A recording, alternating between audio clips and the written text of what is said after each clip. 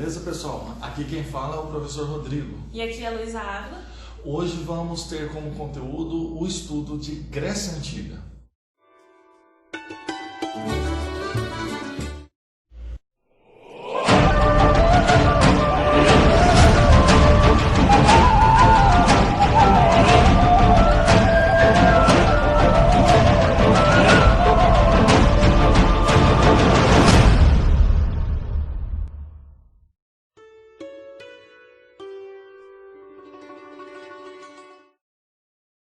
A formação da Grécia Antiga tem como base as suas características geográficas, nas quais existiam duas regiões bem definidas. A gente tem a Grécia continental, onde vamos localizar as principais cidades da região, e também a Grécia insular, região onde vai ter a ilha de Creta, o berço dos primeiros povos da região. Na Grécia continental, a gente tinha a região da Ártica, que é uma região extremamente arenosa, pedregosa, difícil para a agricultura. Já a região da Lacônia é uma região que tinha uma agricultura mais fértil, onde vai ser propício a instalação de várias cidades independentes. Enquanto na região da Ártica o comércio marítimo vai ser a principal atividade, na região da Lacônia a agricultura vai ser fundamental para esses povos.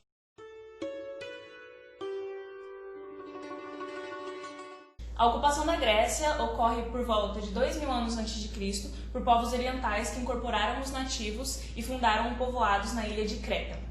Esses povos voltaram-se para a navegação e para o comércio marítimo, chegando no continente grego pelo mar Mediterrâneo.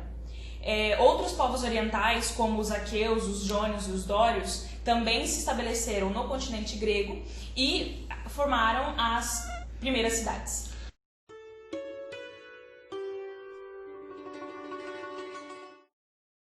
A ideia de cidade na Grécia Antiga é uma ideia que é muito estudada pelos historiadores e valorizada pelos principais vestibulares do nosso país, porque esses primeiros habitantes fundaram as chamadas polis. O que são polis? São as chamadas cidades-estados. Primeiro aviso, as cidades-estados foram fundadas pelos gregos? Não. Elas já existiam na antiguidade. As primeiras cidades-estados na história são as cidades fundadas pelos sumérios, Uruk, Lagash, entre outras.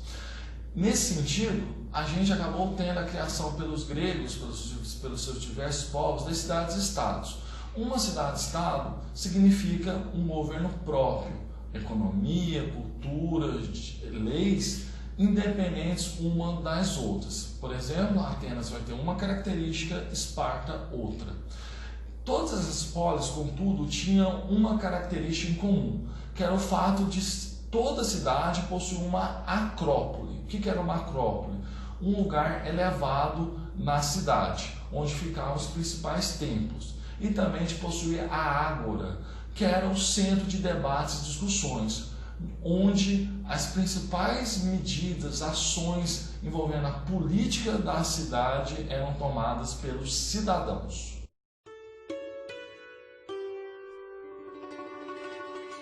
A colonização grega, ela se dá por causa do aumento da população em função das cidades. Então, houveram a necessidade de mais terras para cultivo.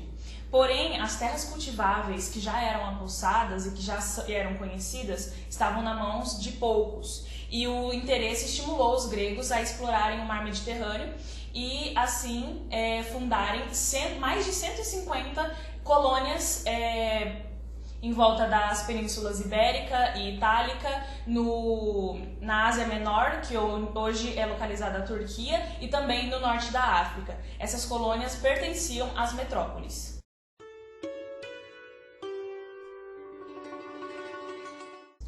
Essas metrópoles, as mais importantes foram as cidades-estados de Atenas e Esparta. Especialmente Atenas se dedicou bastante à atividade comercial. Como eu mencionei anteriormente, o solo em volta da cidade de Atenas não era propício à agricultura. Portanto, para poder se sustentar, eles acabaram tendo que se dedicar ao comércio marítimo com outras regiões. Na verdade, pessoal, essa ideia de comércio marítimo, um povo que se dedica às atividades no mar é chamado de talassocracia. O que significa isso? Poder do mar, ou seja, cidades que dependem do comércio marítimo para a sua sobrevivência. No início, a atividade essencial econômica de Atenas era o comércio marítimo.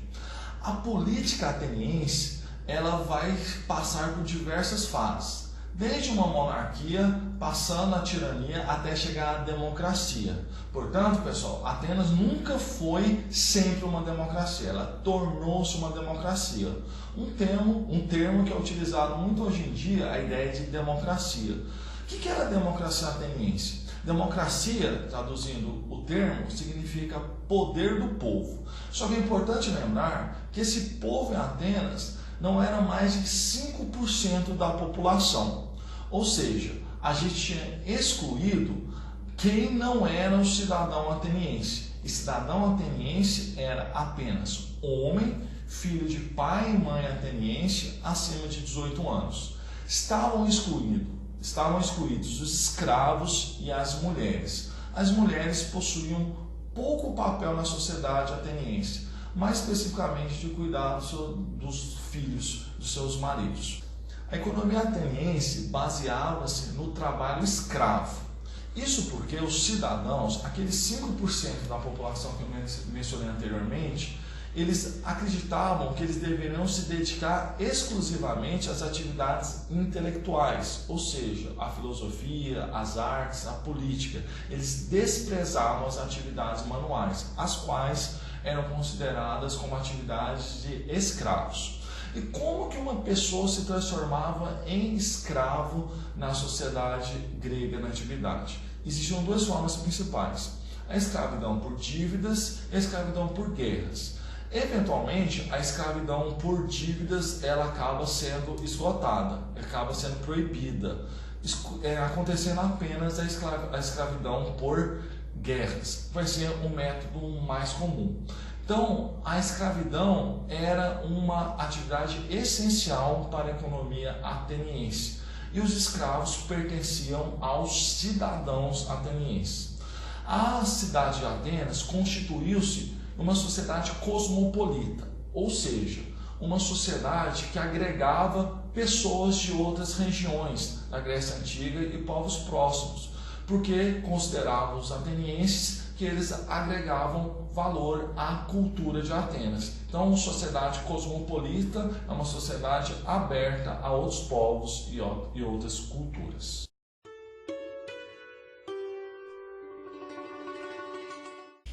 A cidade de Esparta era uma cidade que tinha três características principais: o laconismo, o militarismo e a xenofobia. O laconismo é o fato de que os espartanos sempre foram muito objetivos e recebiam ordens sem discutir.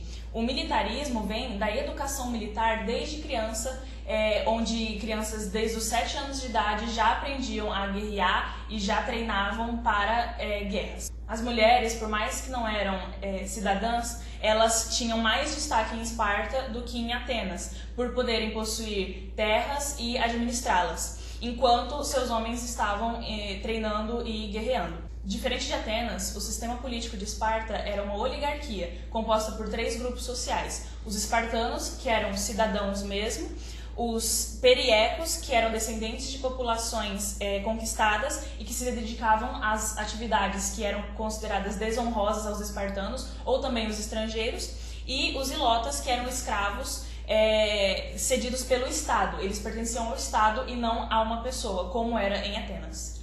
Os espartanos tinham aversão a todos que não eram espartanos, ou seja, a aversão a todas as outras culturas, por acharem que a sua era sempre superior. Daí vem a xenofobia.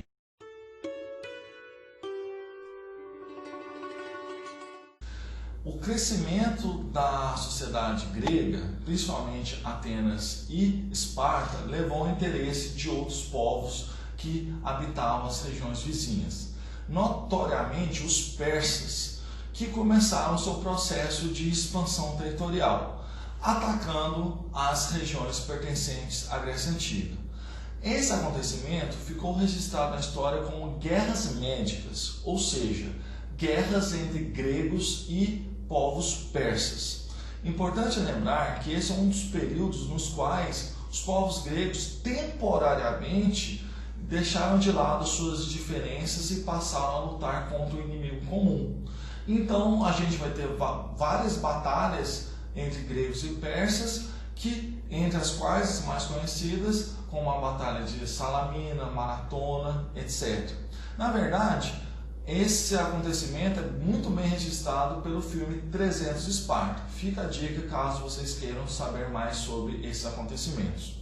No final da guerra, os gregos saem vencedor. Entretanto, existe uma liderança da cidade de Atenas. A cidade de Atenas passa a dominar as demais cidades-estados gregas. Por quê? Porque a gente acabou tendo os povos gregos fazendo um acordo de que iriam depositar anualmente em uma ilha, conhecida como Ilha de Delos, várias riquezas, ouro, navios, etc., para se defenderem de ataques de outros povos como os persas. Entretanto, Atenas utilizou parte dessas riquezas para embelezar e também fortalecer sua cidade, destacando em relação às demais, situação que enfureceu as outras polis, precisamente Esparta. Desse desentendimento, acabou acontecendo a chamada Guerra do Peloponeso. A Guerra do Peloponeso foi uma guerra entre gregos, ou seja, uma guerra entre apenas povos da Grécia Antiga. Então a gente vai ter, nesse conflito, uma luta intensa entre Atenas e Esparta. Ao final dela, os espartanos são vencedores. Porém, essa é uma vitória que não dura muito tempo, porque afinal de contas, outras cidades-estado, chamadas de Tebas, acabam também derrotando os espartanos e conquistando para si a liderança da região. O final desse período de guerras foi extremamente ruim para a cultura grega, porque eles se empobreceram e enfraqueceram. Enquanto isso, ao norte, um reino ganhava destaque e força, que ficou conhecido como a Macedônia, liderado pelo rei Filipe. Filipe, na batalha de Queroneia, vai conseguir derrotar uma coalizão de cidades gregas e, a partir daí, derrotar a civilização grega e unificar a Grécia Antiga com a Macedônia. Com a morte de Filipe, assume o poder uma figura muito conhecida na história, Alexandre o Grande.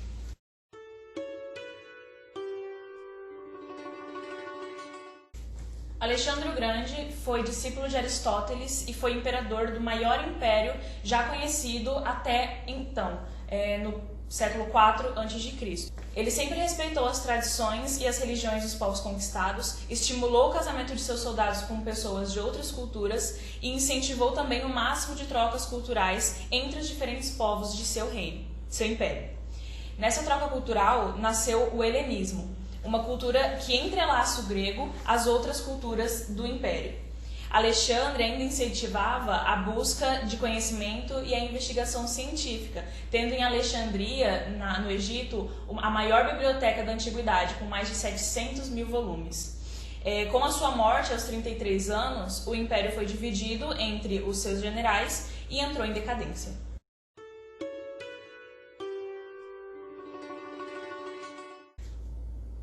A Grécia nos deixou vários legados, como a ciência, a religião, a literatura e a filosofia. Na ciência, nós temos o legado dos gregos com Hipócrates, que foi o principal estudioso da medicina grega, a matemática com Tales de Mileto, Arquimedes, entre outros, e a história com Heródoto, que é conhecido como o pai da história, que foi quem criou a história, digamos assim, né? Criou a matéria história, e também com Tucídides, que investigou a história de uma maneira mais racional, indo pesquisar e visitar lugares históricos. Na religião politeísta, a gente vê o politeísmo, né, principalmente por ser cultuados vários deuses, num panteão mitológico grego, com deuses e heróis que habitavam o Olimpo e eram imortais. Os gregos acreditavam que os deuses interferiam diretamente em suas vidas, por isso faziam orações, festas, davam presentes e também faziam grandes templos dedicados aos seus deuses. O papel da religião na vida cotidiana dos gregos era imenso. Interessante que desse papel vai surgir um outro legado importante para os dias atuais, são os Jogos Olímpicos. Entretanto, naquele período, os Jogos Olímpicos eles se caracterizavam mais por uma homenagem a seus deuses e glória das cidades nas quais os atletas eram originários. Então, diferentemente de hoje, a gente tem uma luta por país, um evento mais comercial, na Grécia Antiga o caráter cultural e religioso era fundamental para a cultura da Grécia da Antiguidade. A gente tem também um legado importante que foi a pintura e a escultura, porque afinal de contas os gregos eles definiam como o belo algo a ser atingido. Os corpos, se vocês pegarem qualquer escultura grega antiga, vocês vão ver músculos bem definidos, vendo os corpos bem tratados. Por quê? Porque eles definiam o padrão de beleza para eles era fundamental. Além do mais, na cultura a gente vai ter o surgimento de dois gêneros no teatro fundamentais, a tragédia e a comédia. Criou-se teatros a céu aberto, onde eram retratados cenas do cotidiano da vida grega. Então, os personagens, os atores, aliás, eles utilizavam as chamadas máscaras, que naquele período eram chamadas de personas. Então, um ator conseguia representar várias pessoas utilizando máscaras diferentes. Por isso que hoje em dia, quando um ator representa um papel, é chamado de personagem. Outro aspecto importante deixado pela Grécia Antiga foi a filosofia. Afinal de contas, em um determinado período, os gregos passaram a ter a investigação racional, a busca por provas, a explicação racional da realidade como uma das suas características fundamentais, indo de encontro à explicação pelo mito, da mitologia, a explicação fantástica da realidade. Nesse sentido, a filosofia começou a ganhar grande impacto na vida social grega, principalmente na cidade de Atenas. Afinal de contas, em Esparta o militarismo predominava. Entre os principais filósofos da época, devem ganhar destaque Aristóteles, Platão e Sócrates, pessoas que foram revolucionárias a seu tempo, criando uma nova maneira de se pensar a sociedade, referências que são estudadas até os dias atuais. Por isso tudo, a Grécia Antiga até hoje é estudada porque ela é referência para os povos ocidentais, na cultura, na política, na arte, enfim. Essa é uma civilização importante que muito tem a ser estudada. E lembrando, pessoal, Grécia é um dos temas mais pedidos em vestibulares, especialmente em Enem, que anualmente, geralmente temos uma questão envolvendo um desses aspectos que tratamos na aula de hoje.